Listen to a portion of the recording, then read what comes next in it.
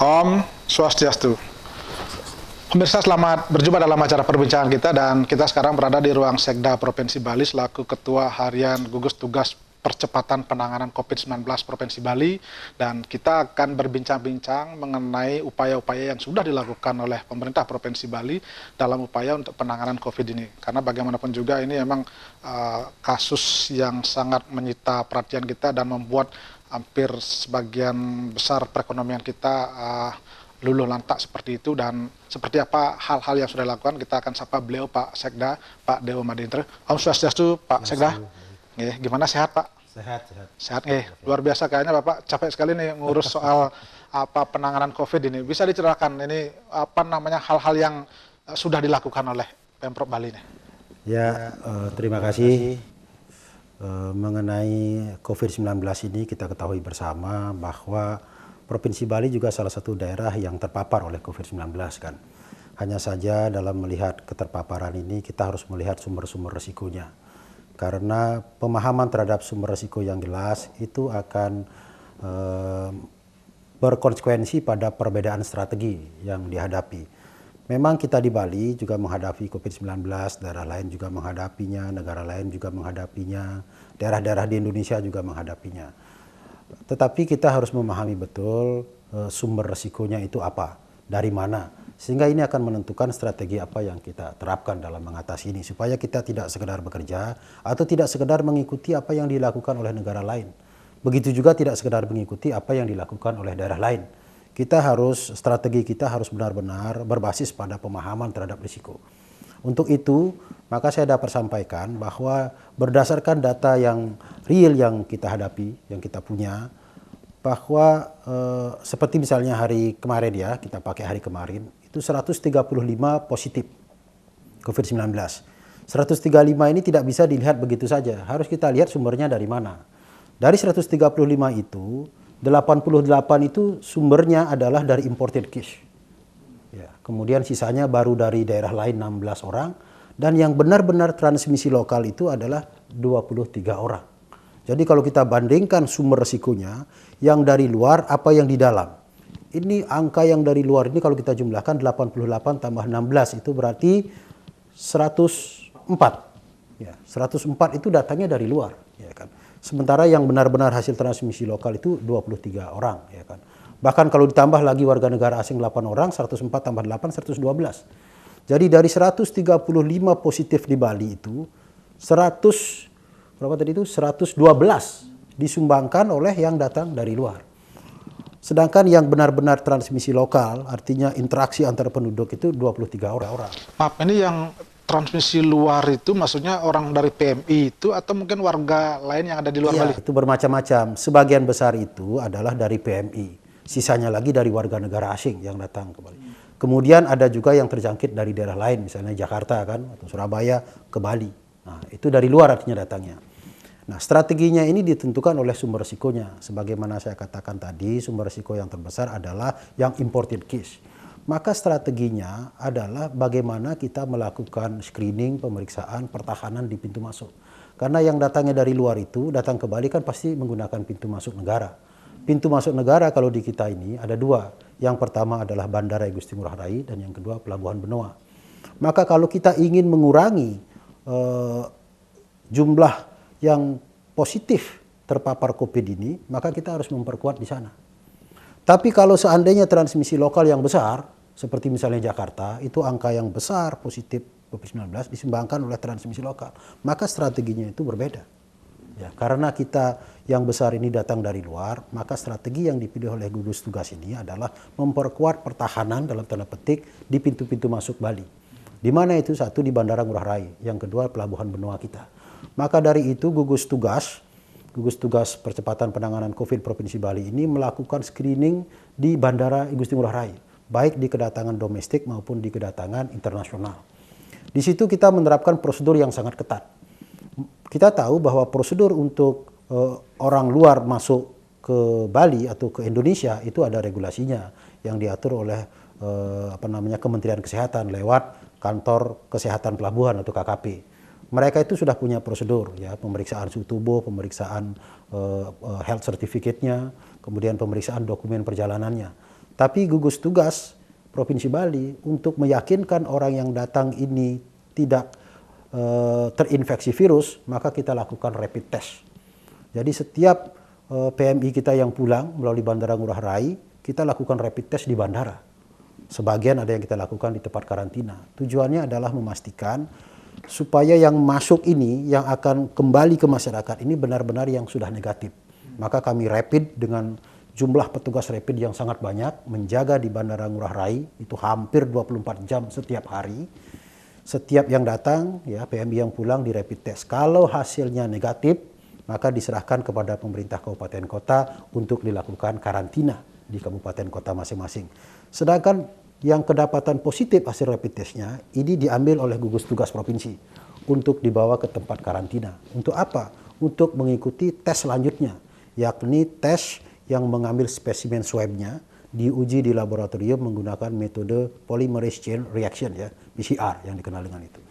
Nanti kalau yang setelah diuji menggunakan tes PCR ini hasilnya positif, maka kami pilih lagi. Positif ada gejala atau tidak. Kalau positif ada gejala, artinya demam, batuk, sesak napas, maka kita segera bawa ke rumah sakit untuk diisolasi di rumah sakit.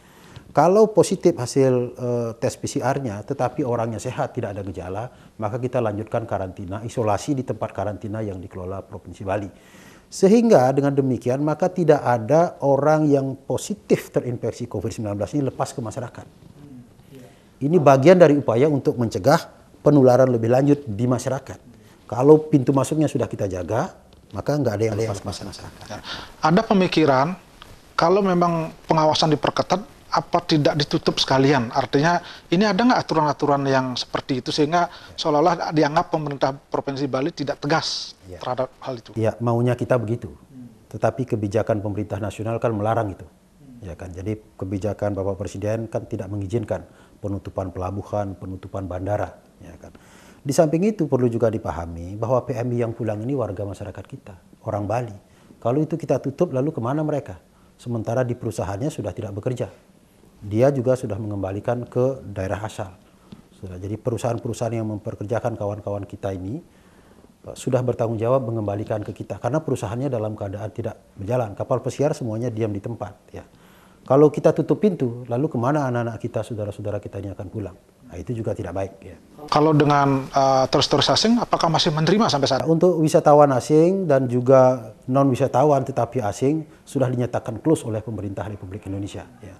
Jadi visa on arrival sudah ditiadakan, visa kunjungan juga sudah ditiadakan, visa diplomatik juga dibatasi hanya untuk hal-hal yang sangat urgent. Jadi praktis sebenarnya hari-hari terakhir ini kita sudah tidak ada orang asing masuk ke Bali. Ya, kecuali untuk hal yang sangat jelas, misi-misi diplomatik. Dan juga Baik, Pak Sekda, kita hentikan dulu sejenak ya. Dan pemirsa, kami akan kembali nanti setelah pariwara berikut ini.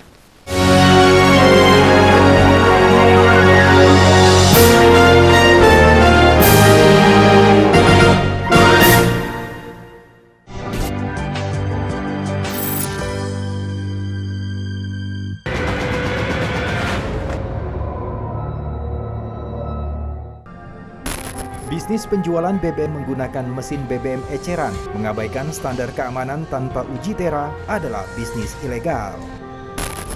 Perjanjian konsesi lahan yang dilakukan oleh PT KCN dengan pihak ketiga dilakukan tanpa melalui keputusan Presiden. Gagasan untuk pemindahan ibu kota ini sudah lama sekali muncul, sejak era Presiden Soekarno.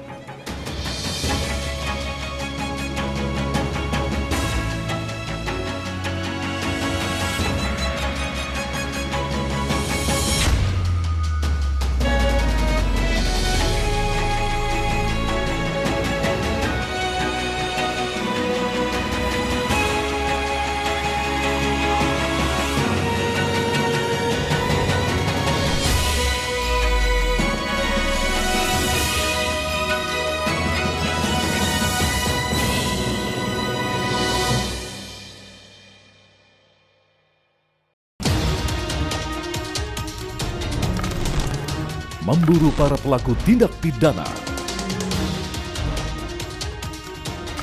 membongkar langsung dari tempat persembunyian mereka, merekonstruksi dari kebenaran yang tersembunyi.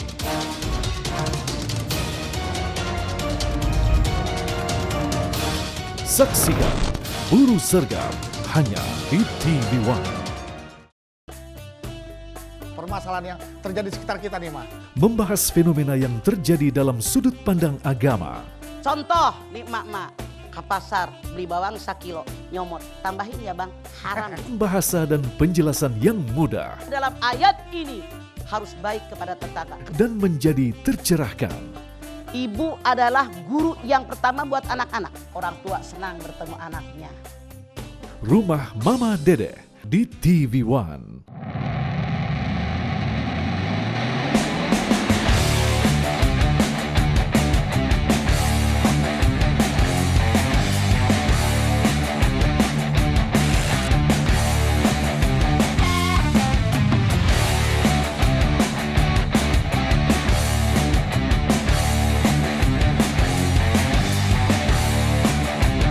One Prix Indonesia Motor Prix Championship hanya di TV One.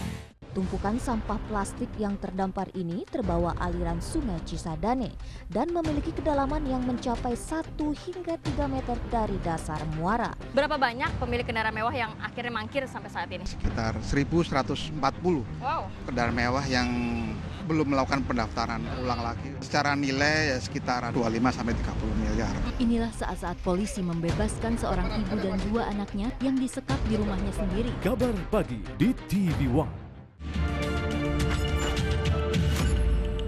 Selamat siang pemirsa, saya Maria Kerada dan inilah Sidik Jari selengkapnya.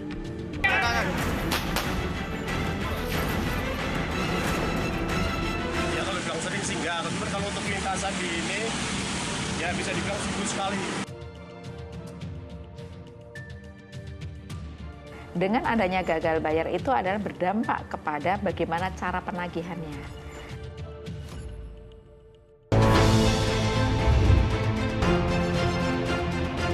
Menemani waktu siang Anda.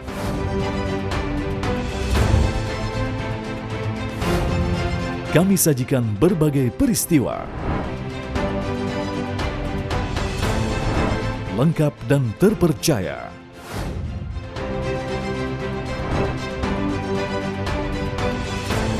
Saksikan Kabar Siang hanya di TV One. Kami hadirkan isu utama dan strategis. Kami akan bawa Anda untuk berbincang-bincang dengan para narasumber nanti. Efek jerah itu last resource aja sih. Karena inilah yang terbaik dan paling adil. Ya, dunia politik seakan tidak ada habisnya pemirsa, satu isu kemudian tumbuh isu yang lain. Kemudian menjadi sorotan adalah wacana terkait pemilihan presiden diserahkan kepada MPR. Polemik sensitif. Mungkin Majelis Salim lapor lah gitu. FPI sudah mengajukan permohonan. Apa kabar Indonesia Malam di TV One?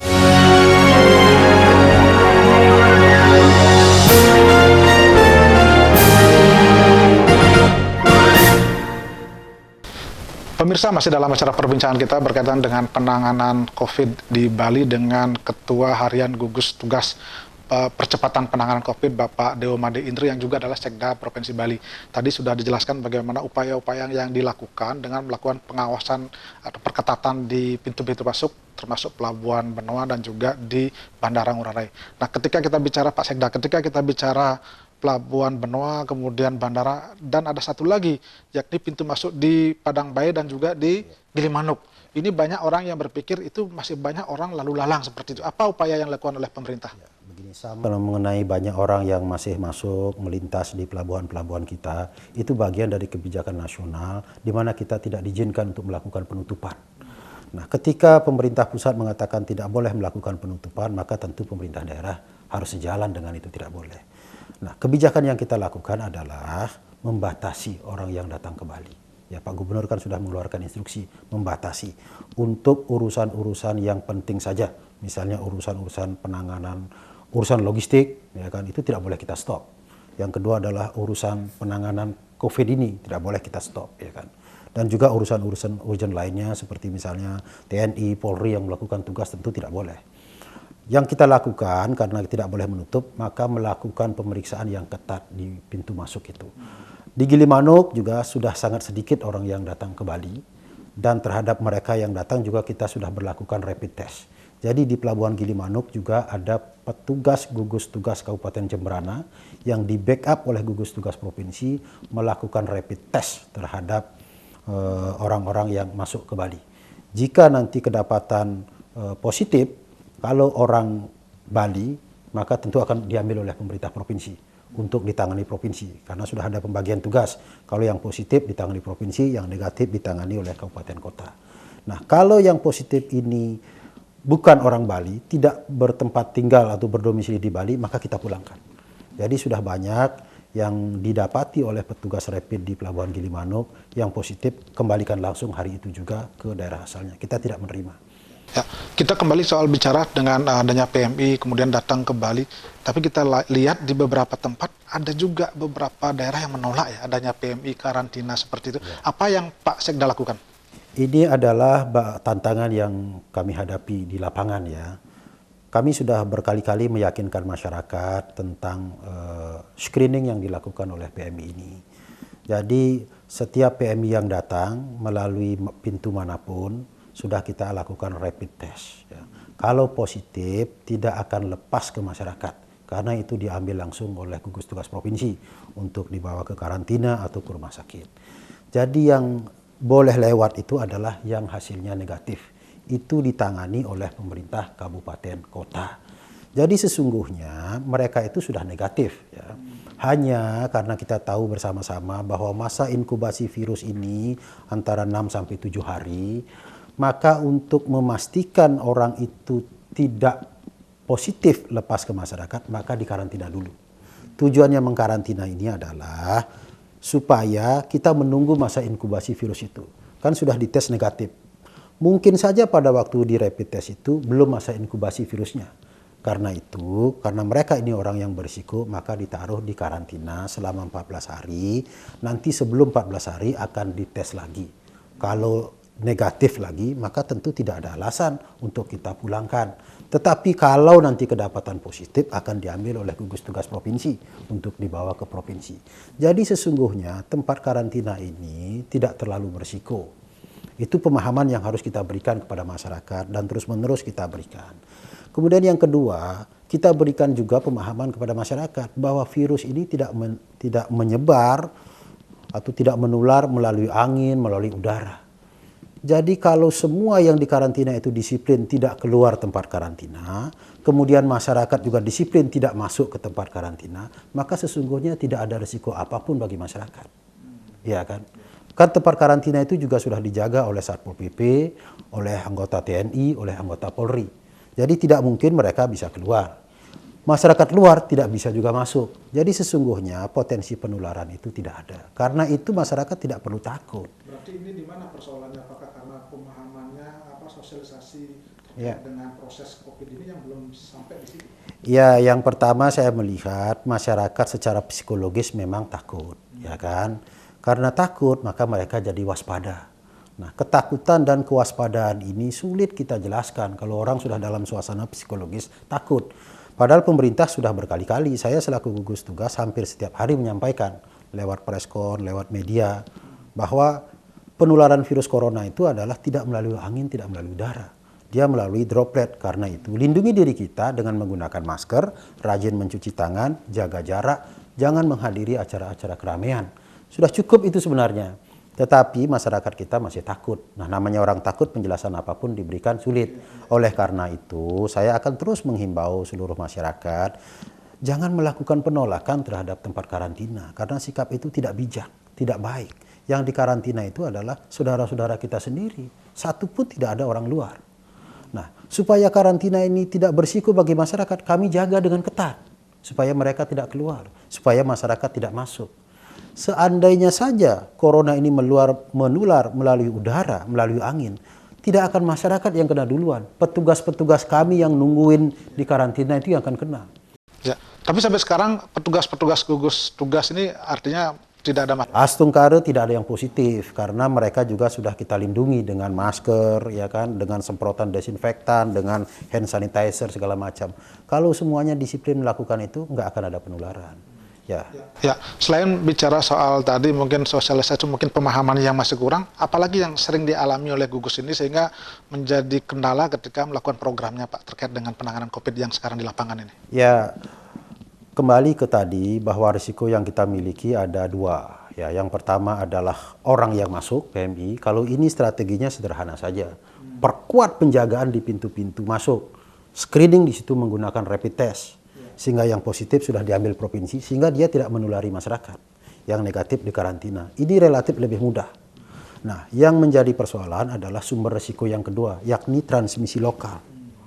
Penularan dari seseorang kepada orang lain.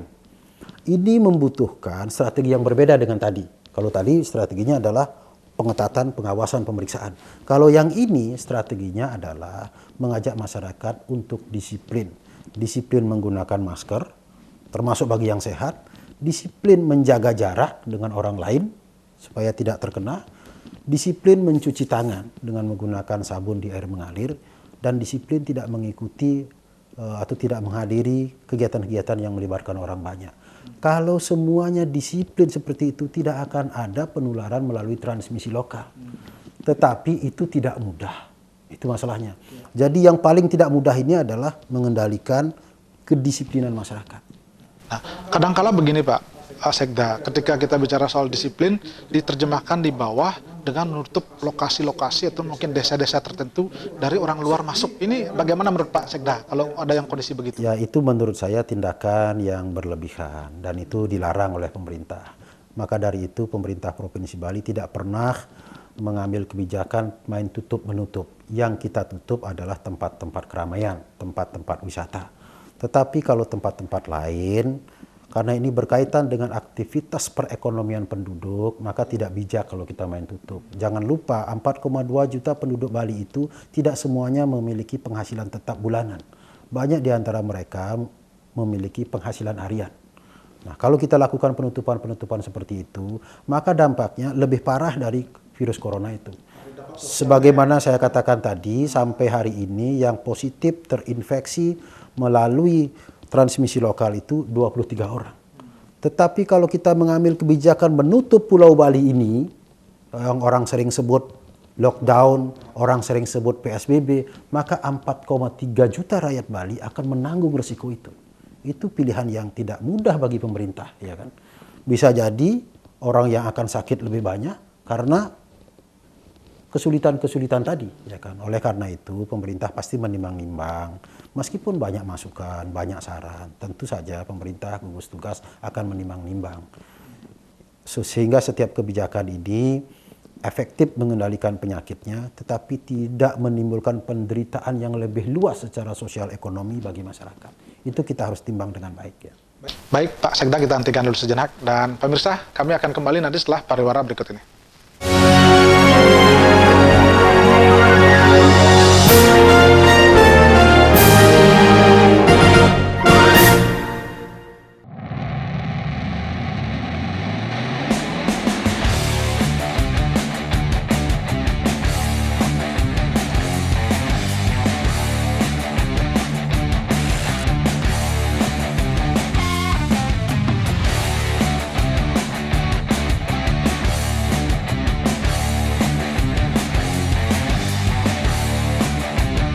One Prix Indonesia Motor Prix Championship hanya di TV One. Tumpukan sampah plastik yang terdampar ini terbawa aliran Sungai Cisadane dan memiliki kedalaman yang mencapai 1 hingga 3 meter dari dasar muara. Berapa banyak pemilik kendaraan mewah yang akhirnya mangkir sampai saat ini? Sekitar 1.140 kendaraan mewah yang belum melakukan pendaftaran ulang lagi. Secara nilai ya sekitar 25 sampai 30 miliar. Inilah saat-saat polisi membebaskan seorang ibu dan 2 anaknya yang disekap di rumahnya sendiri. Kabar pagi di TV One. Selamat siang pemirsa, saya Maria Kerada dan inilah Sidik Jari selengkapnya.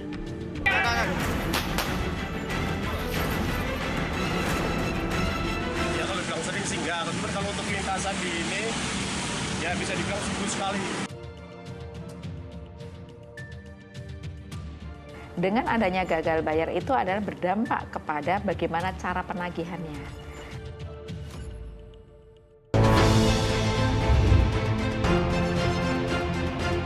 Menemani waktu siang Anda.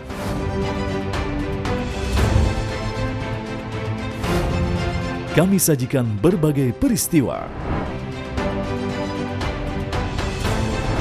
Lengkap dan terpercaya.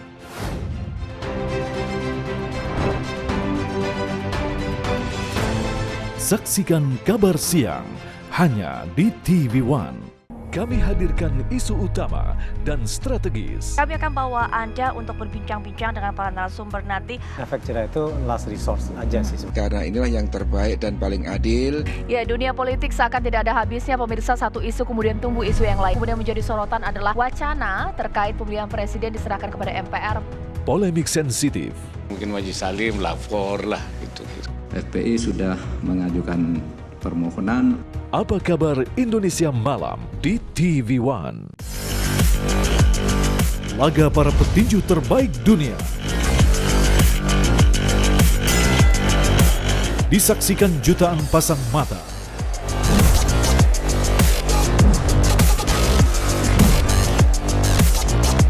Menyajikan kelas pertandingan yang berbeda.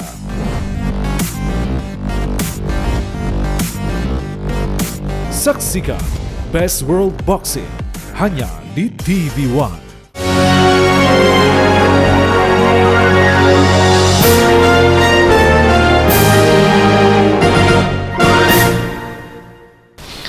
Pemirsa, masih dalam acara perbincangan kita berkaitan dengan penanganan COVID di Bali.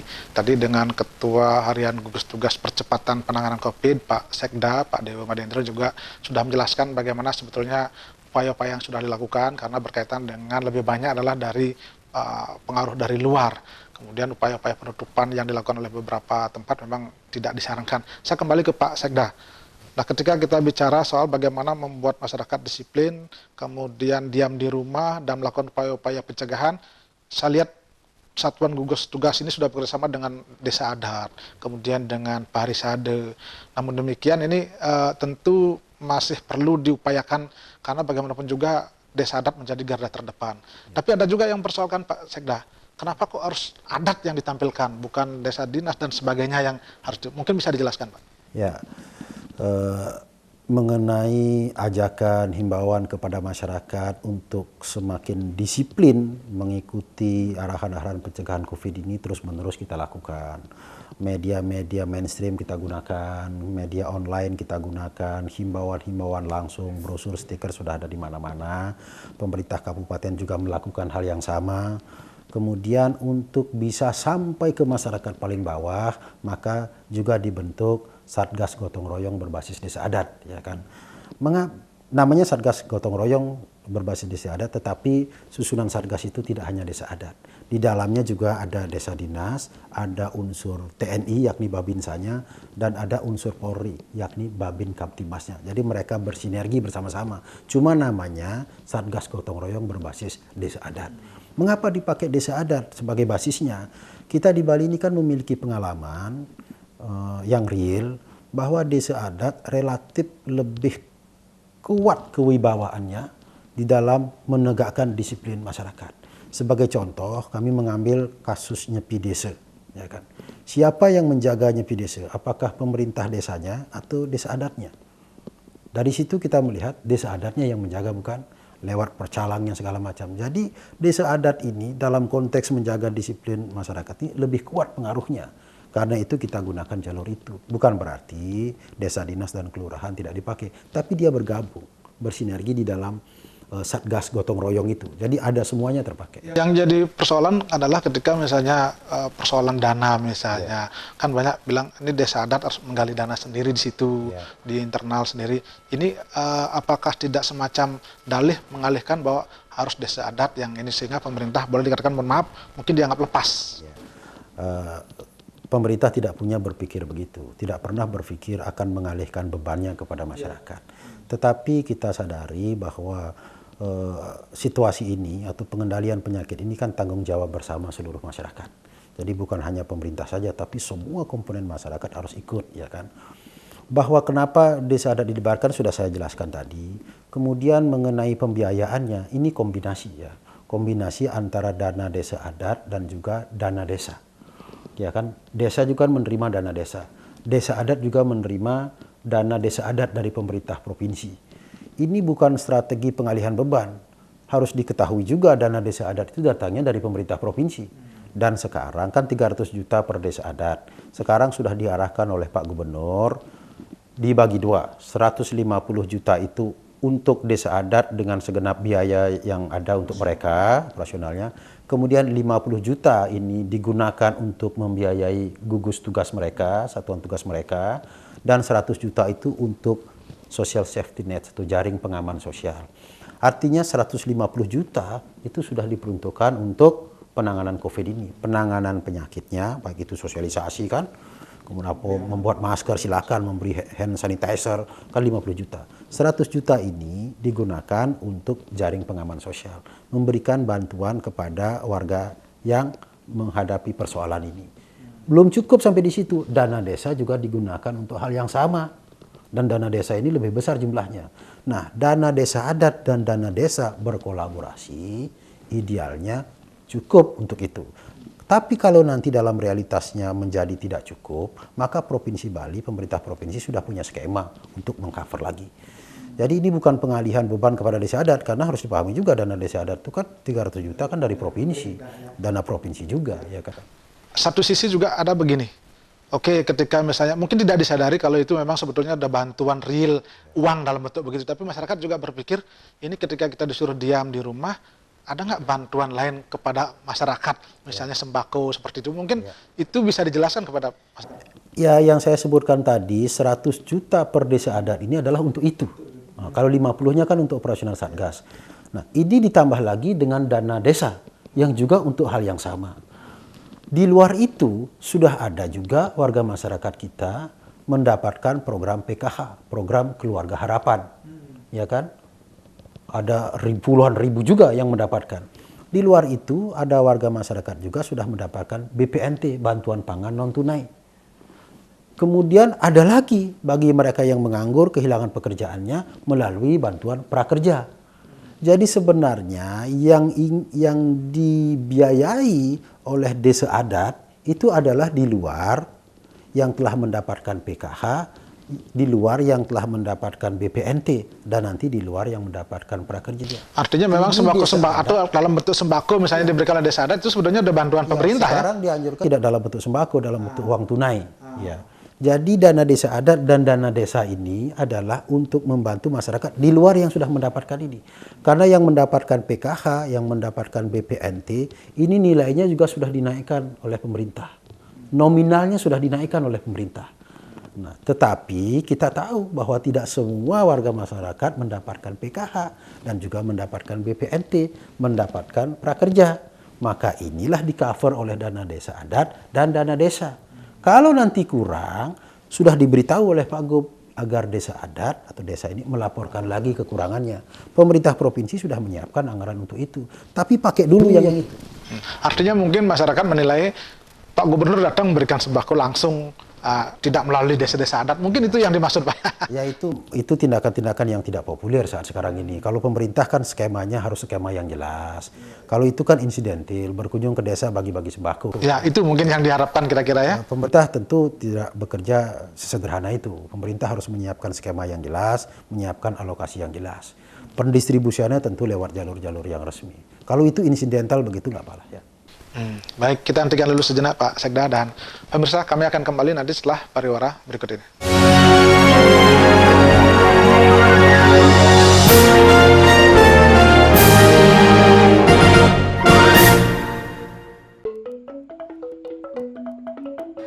Kemana lagi Bu? Pergi yang di Depok. Nanti nih? Oh, bongkot boleh. Sambal kan? Kemantan Pak? Yang hitung ya? Berapa sampean? Pak, ampunan uang plastik Pak. Oh, kan? Yang punya betas. Oh, pun masih Bu eh. Yang hitung ya?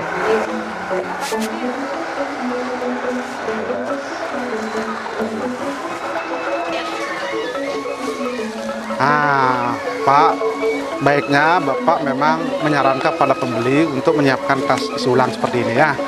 Sekaligus untuk mengurangi penggunaan sampah plastik. Kita menyukseskan peraturan Gubernur Bali yang menyatakan Bali memang bebas sampah plastik ya. Mari kita wujudkan Bali bebas sampah plastik.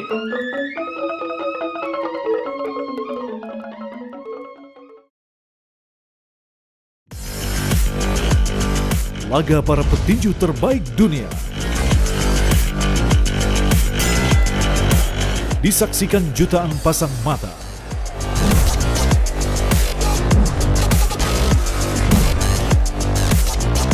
Menyajikan kelas pertandingan yang berbeda.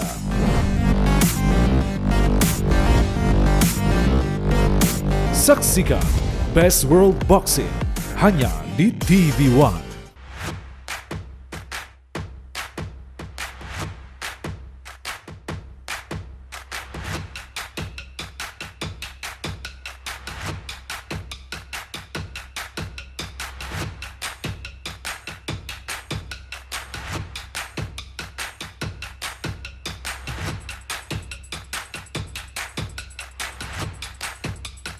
Hidup sehat, Senin sampai Jumat jam 1 siang di TV One. Mengupas isu-isu nomor 1. Tragedi meninggalnya ratusan tugas KPPS. Konfirmasi sumber-sumber utama. 22 Mei 2019 ini berbeda dengan hari pertama kan? Memberikan yang tersembunyi. Kita nih responsif ketika diserang. Kontroversi. Konspirasi. Bertahan menguasai dunia. Bukan cerita, tapi fakta.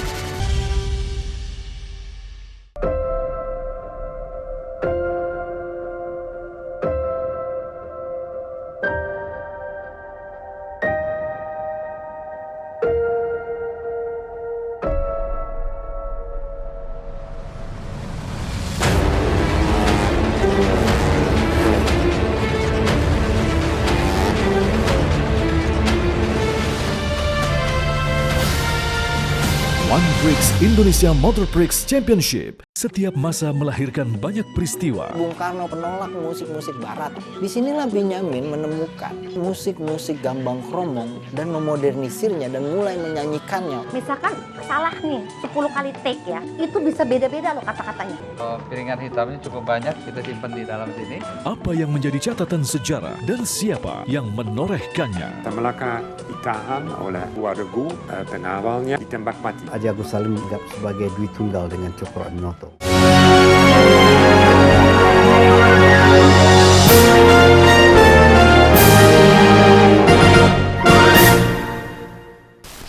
Pemirsa, masih dalam acara perbincangan kita berkaitan dengan penanganan COVID di Provinsi Bali dan masih bersama Pak Dewo Madindra, Sekda Provinsi Bali yang juga adalah Ketua Harian Gugus Tugas Percepatan Penanganan COVID. Tadi sudah dijelaskan bagaimana sebetulnya pemerintah Provinsi Bali sudah mengucurkan bantuan melalui desa-desa adat dan desa dinas dengan berbagai skemanya dan sudah disiapkan juga sebetulnya skema-skema lain untuk membantu masyarakat. Saya lanjut ke Pak Sekda. Nah, ketika kita bicara soal penanganan penyakitnya, virusnya, kemudian yang terkait juga dengan itu adalah persoalan ekonomi masyarakatnya. Bagaimana di kita ini banyak sekali ada PHK, pariwisata kita juga kayaknya turun. Apa kira-kira langkah Pemprov untuk mengantisipasi perekonomian kita ini, Pak? Ya, Pak Gubernur dalam kaitan dengan COVID ini sudah membentuk 2 tim ya. Tim yang pertama namanya Gugus Tugas Percepatan Penanganan COVID, itu saya ketua hariannya. Kemudian Pak Gubernur juga sudah membentuk tim khusus untuk penanganan dampak dan pemulihan, dipimpin oleh Pak Wagub. Ya. Kami sama-sama bekerja. Kalau penanganan COVID-nya, saya ketua hariannya, Pak Gubernur ketuanya. Kalau untuk penanganan dampak dan pemulihan ekonominya, Pak Wagub ketuanya. Kita ini sama-sama bekerja.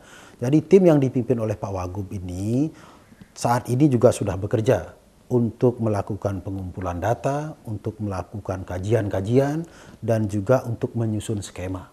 Jadi Pak Gubernur sudah sudah punya 2 arah ini, penanganan COVID-nya sendiri, pemulihan dampaknya sudah sendiri. Tim yang dipimpin oleh Pak Wagub sedang bekerja mengumpulkan data, karena ini bagian yang tidak mudah. Mengapa? Memang masyarakat yang terdampak itu banyak, ya kan? Banyak. Tetapi jangan lupa pemerintah juga sudah punya jaring pengaman sosial yang namanya program Keluarga Harapan, yang namanya BPNT, yang namanya Prakerja. Nah, tentu kita harus mencari, menyasar di luar yang itu. Siapakah mereka? Yang ini yang harus didata dulu, ya, supaya skema kita benar. Benar itu dalam arti begini, tidak ada orang yang double mendapatkan pada satu sisi, dan juga di sisi lain tidak boleh ada orang yang sama sekali tidak mendapatkan apapun.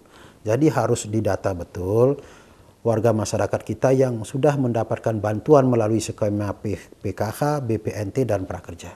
Dan juga warga masyarakat yang tidak masuk dalam ketiga-tiganya nih. Nah, inilah yang sekarang dalam tanda petik sedang dicari. Siapa mereka, di mana mereka, berapa jumlahnya. Karena dari sini akan ditentukan. Ada semacam istilah sekarang OMB, orang miskin baru, terutama yang ada PHK itu, Pak. Ini Dinas Tenaga Kerja sudah melakukan pendataan, sudah menemukan jumlahnya, sudah disampaikan kepada tim dan bahkan juga sudah diusulkan ke pemerintah pusat. Dinas Tenaga Kerja kami sudah mendata berapa yang dirumahkan, berapa yang di PHK. Datanya ini sudah ada. Sebagian sudah diusulkan ke pusat, sebagian lagi akan digarap oleh pemerintah Provinsi Bali dan pemerintah kabupaten kota. Tim ini sedang bekerja. Ini bagian yang sulit juga, bagian yang sulit juga. Artinya mereka menunggu sampai kapan? Artinya proses ini bisa... Gubernur merencanakan Mei sudah kita mulai. Kemudian bagaimana dengan dampak ekonomi secara umum, Pak, di Bali sendiri? Ya, kita rasakan betul karena perekonomian Bali ini kan basisnya itu adalah pariwisata. COVID-19 ini sudah melumpuhkan sendi yang terkuat dari perekonomian kita, ya kan. Atau dengan kata lain, pariwisata yang merupakan pilar utama perekonomian kita saat ini sudah tidak lagi kuat menyangga, ya kan. Sehingga masyarakat yang terdampak jadi sangat besar. Bukan hanya pekerja di sektor pariwisata, tapi sektor produksi juga terganggu. Pertanian kita produknya tidak lagi terserap ke hotel karena hotel sepi, ya kan. Tidak lagi terserap ke restoran. Kemudian industri rumah tangga kerajinan tidak lagi diserap oleh produknya oleh hotel, oleh wisatawan. Jadi banyak sekali yang mengalami dampak. Oleh karena itu, maka pemulihannya tentu juga akan memerlukan upaya-upaya yang serius, ya kan.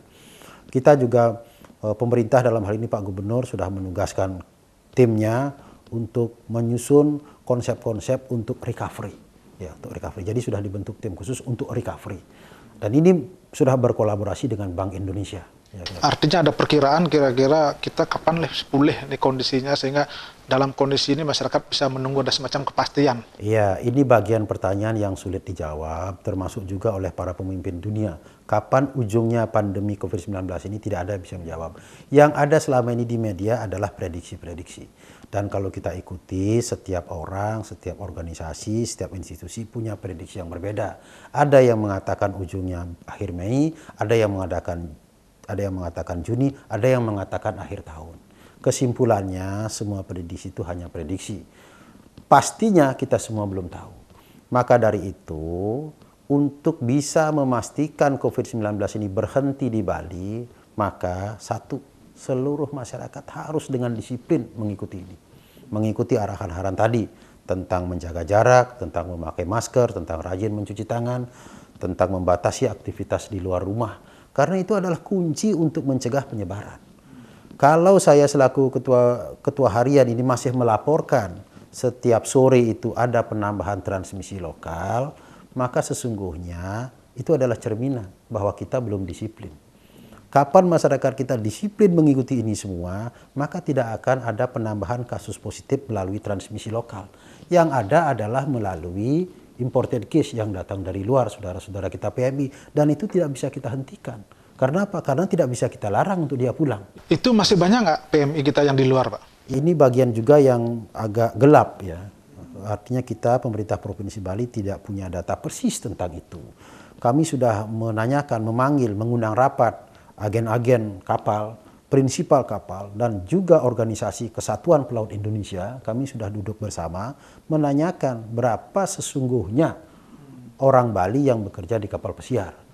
Nah, kami tidak mendapatkan angka yang pasti dari mereka. Yang ada juga adalah prediksi-prediksi. Ya, katanya sekitar 22 ribuan.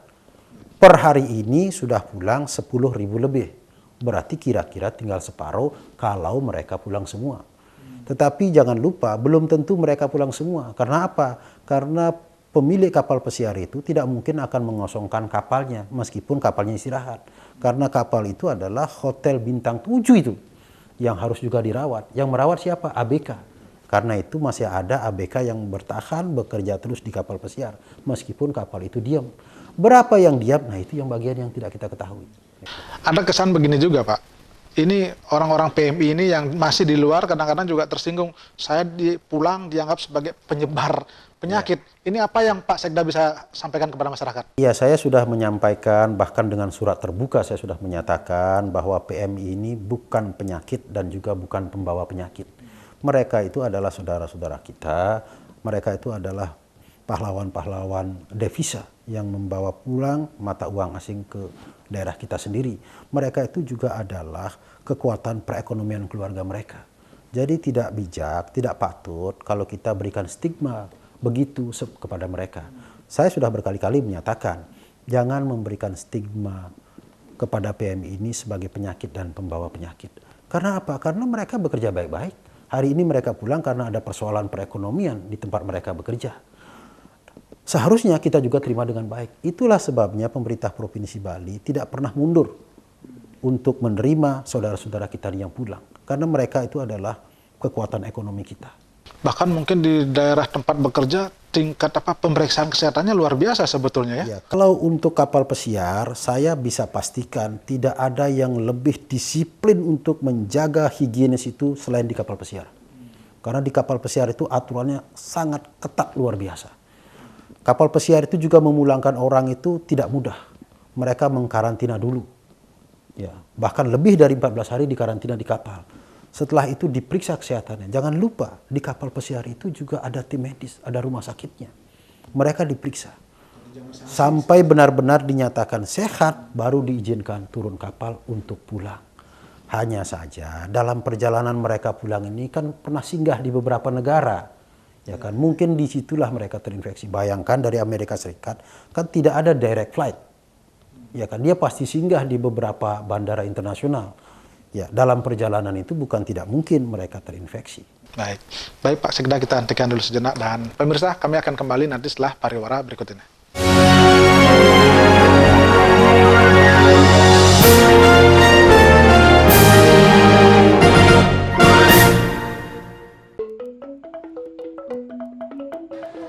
Nabi Bu. Iki yang di depot. Nabi nih. Oh, bongkot boleh. Sambal kan? Kecamatan Pak. Yang hitung ya. Berapa sampean? Pak, ampun plastik Pak. Oh, kan? Yang ampun nggak boleh tas. Oh, ampun mati boleh. Nggih. Yang hitung ya.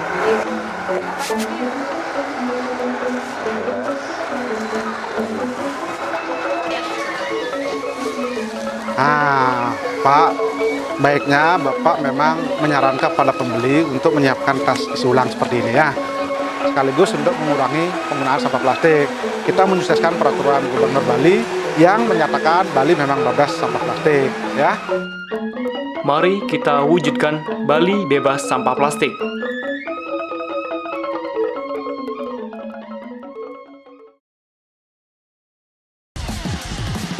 Rafid Topan, pembalap syarat pengalaman di kancah nasional dan internasional ini, ingin menuntaskan ambisi juara di One Prix musim mendatang.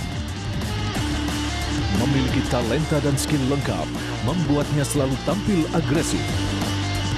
Mampukah Rafid Topan mewujudkan mimpinya merebut gelar juara nasional?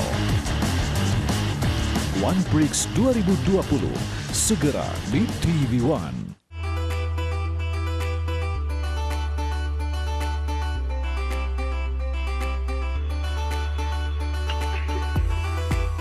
Tanaman nilam selain mudah dirawat juga mudah ditanam. Dengan hanya menggunakan sistem stek, tanaman ini mampu tumbuh dan berkembang. Biasanya, mereka menjual kepada tengkulak besar dengan harga beragam, dari Rp500.000 hingga Rp800.000 per kilonya. Pewangian dari bunga, buah-buahan, hingga aroma kayu, kini berkembang menjadi sebuah industri besar, industri parfum.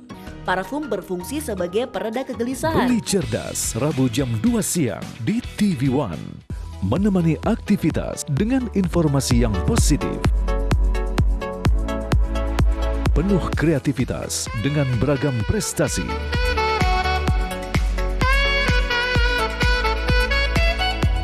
Membuka wawasan penuh inovasi.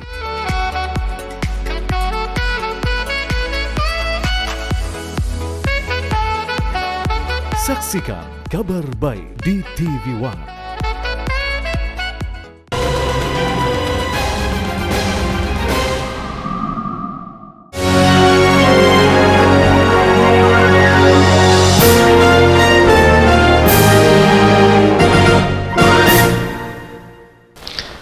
Pemirsa, masih dalam acara perbincangan kita berkaitan dengan penanganan COVID di Provinsi Bali dengan Ketua Harian Gugus Tugas Percepatan Penanganan COVID, Pak Dewa Madindra, yang juga adalah Sekda Provinsi Bali.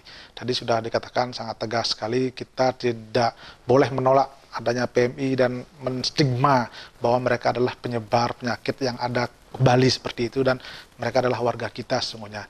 Saya kembali ke Pak Sekda. Ketika kita bicara COVID di Bali dan mungkin hampir sebagian besar di seluruh Indonesia, proses ekonomi terganggu, satu sisi juga pelayanan kepada publik.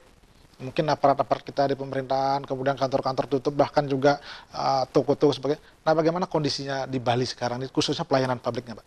Ya, kalau pelayanan publik kantor-kantor pemerintah kan tidak ada yang ditutup. Semuanya berjalan seperti biasa, hanya mungkin ada beberapa yang mengurangi jam operasinya.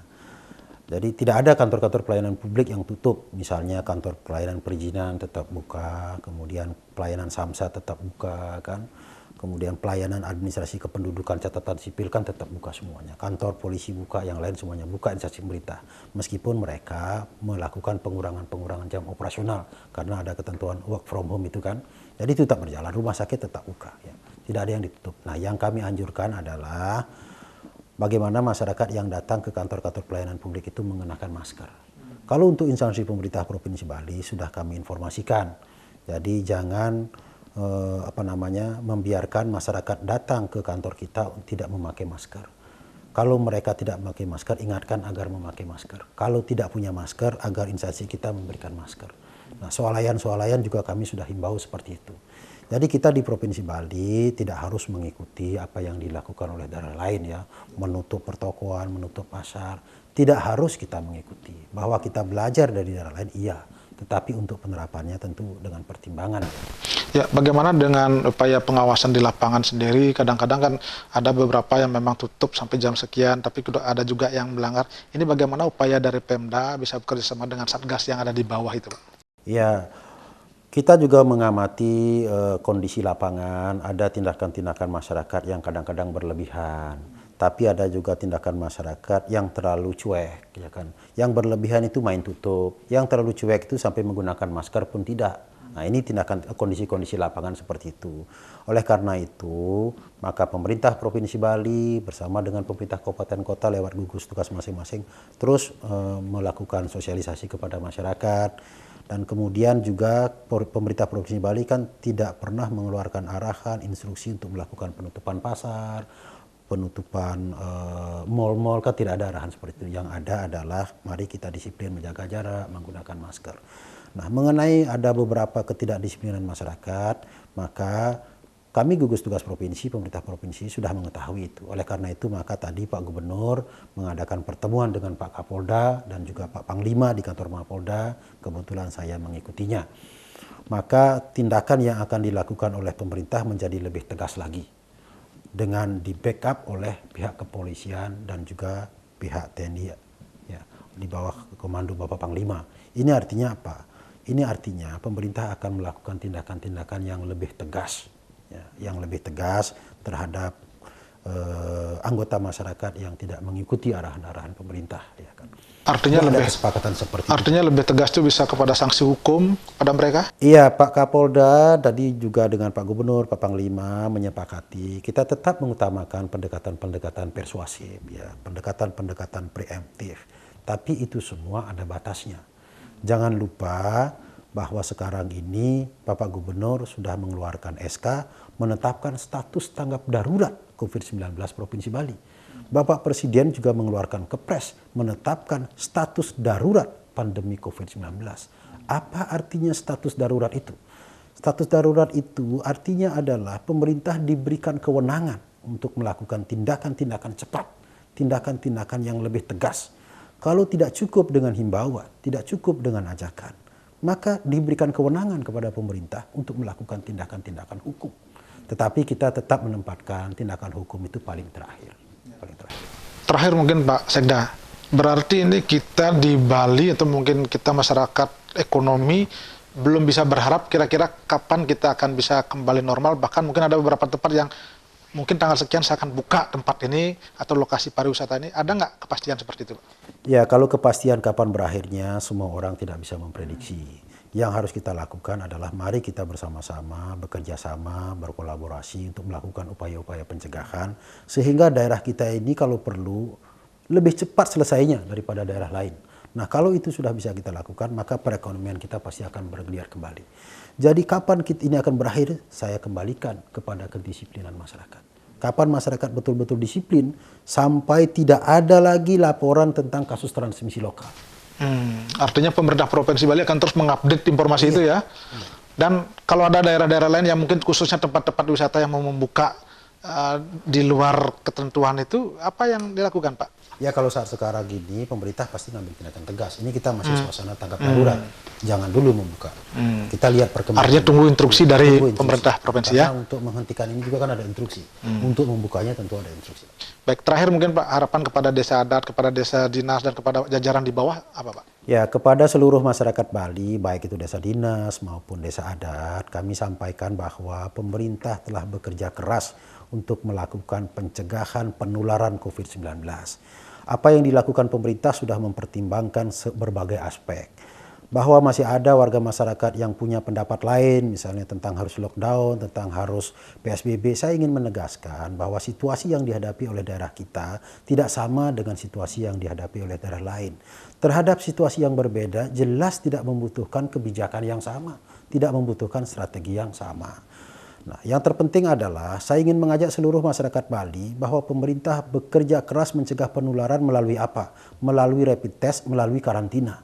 Jadi karantina ini sebenarnya tujuannya tidak hanya melindungi PMI yang pulang dari luar negeri itu. Tidak. Karantina ini tujuannya adalah satu untuk melindungi PMI ini supaya tidak lepas ke masyarakat. Dan yang kedua pada saat yang sama berarti melindungi masyarakat. Jadi karantina ini adalah kebijakan untuk melindungi masyarakat secara keseluruhan. Tentu saja kekhawatiran masyarakat akan penularan sudah kami pahami, tetapi karantina ini adalah cara untuk memberikan perlindungan kepada masyarakat. Oleh karena itu sangat tidak bijak, sangat tidak baik kalau ada elemen-elemen masyarakat yang melakukan penolakan terhadap tempat-tempat karantina. Justru kalau tidak kami karantina itu sangat membahayakan. Ini akan lepas ke masyarakat.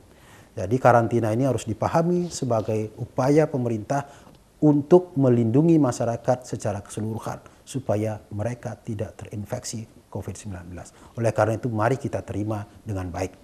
Baik, terima kasih Pak Sekda, Pak Dewa Madentri, luar biasa, juga Ketua Harian Gugus Tugas Pengendalian COVID, dan mudah-mudahan ini bisa memberikan informasi sekaligus inspirasi kepada kita agar kita memang betul-betul konsen dan disiplin sehingga bagaimana kasus COVID ini bisa segera berakhir dan Bali bisa beraktivitas kembali.